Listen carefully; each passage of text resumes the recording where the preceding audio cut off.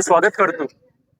यवतमाळ विधानसभा मतदारसंघाचे विद्यमान आमदार लोकनेते माननीय बाळासाहेब मांगुळकर यांच्या नेतृत्वामध्ये काँग्रेसनं आजचा शेतकऱ्यांच्या विविध मागण्यांच्या संदर्भातला मोर्चा काढला. मी साहेबांचे मनस्वी आभार मानतो. तुम्हाला कल्पना असेल, मागच्या 1.5-2 महिन्यापासून पीक विम्याच्या संदर्भात आम्ही लढतोय. आमच्यासारखे लँडलेस लेबर असणारे पोरं लढतायत. आमची मागणी आहे, या जिल्ह्याच्या एक नव्हे तर 3-3 मंत्र्यांनी शेतकऱ्याचा पीक विमा खाल्ला का, आमचा महत्वाचा प्रश्न आहे. एवढंच काय तर यवतमाळ जिल्ह्यामध्ये मोठ्या प्रमाणात बोगस खताचा, बियाणांचा आणि कीटकनाशकांचा शिरकाव होतो, तो बंद झाला पाहिजे, ती आमची महत्वाची मागणी आहे.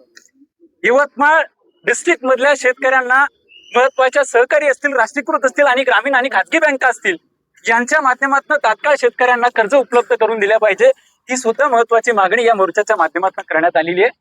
विविध निवेदनं आणि आंदोलनं करून शेतकऱ्याच्या मागण्या जर पूर्ण होणार नसतील तर शेतकऱ्यांना येणारा खरीप सीझन हा अत्यंत महागात पडेल. ही काळजी सरकारनं, मायबाप सरकारनं घ्यावी, ही विनंती करतो.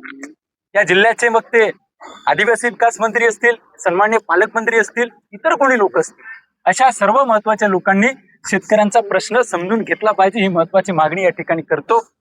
आणि शेतकऱ्यांच्या जर महत्वाच्या मागण्या पूर्ण होणार नसतील तर याच्या नंतरच्याही काळात काँग्रेस असेल, इतर काही समविचारी संघटना असतील, जे शेतकऱ्यांसाठी सातत्यानं लढत आहेत, त्यांच्या वतीनं मोठ्या ताकदीचं आंदोलन यवतमाळमध्ये उभारण्याची ताकद ही शेतकऱ्यांच्या मनगटामध्ये आहे. ही सरकारनं ही गोष्ट लक्षात घ्यावी, एवढी भावना या ठिकाणी व्यक्त करतो. मोर्चाच्या निमित्तानं आलेल्या सर्वच नेत्यांचं, कार्यकर्त्यांचं या ठिकाणी एक शेतकरी मुवमेंटचा, चळवळीचा सहकारी कार्यकर्ता म्हणून मनस्वी आभार मानतो. थांबतो. धन्यवाद.